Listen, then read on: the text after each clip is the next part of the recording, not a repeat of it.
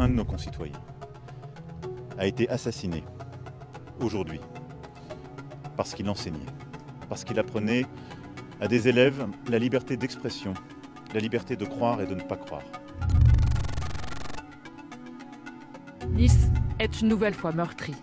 Il est 9h ce matin lorsqu'un homme armé d'un couteau pénètre dans la basilique Notre-Dame de l'Assomption. En quelques minutes, il fait 3 victimes, un homme et 2 femmes. L'une d'entre elles est égorgée. Ce à quoi nous devons nous attaquer, c'est le séparatisme islamiste. C'est un projet conscient, théorisé, politico-religieux, qui se concrétise par des écarts répétés avec les valeurs de la République, qui se traduit souvent par la constitution d'une contre-société et dont les manifestations sont la déscolarisation des enfants, le développement de pratiques sportives, culturelles, communautarisées qui sont le prétexte pour l'enseignement de principes qui ne sont pas conformes aux lois de la République.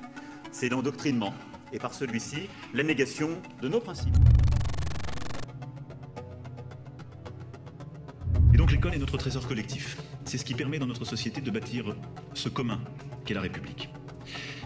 Or là aussi, nous avons vu des dérives, nous voyons des contournements et nous avons un combat à mener. Aujourd'hui, plus de 50 000 enfants suivent l'instruction à domicile, un chiffre qui augmente chaque année. Chaque semaine, des recteurs et des rectrices découvrent des cas d'enfants totalement hors système, souvent administrés par des extrémistes religieux.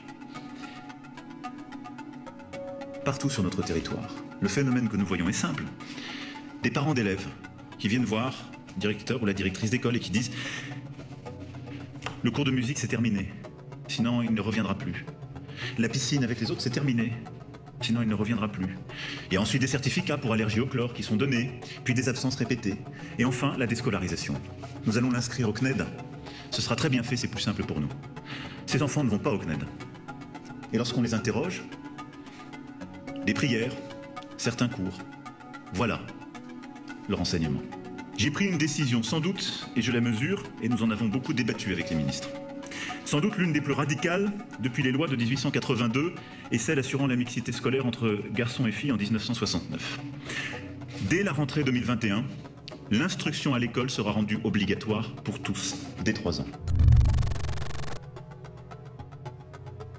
Entre les lois de la République et les lois de votre religion, de l'islam, qu'est-ce qui est le plus important?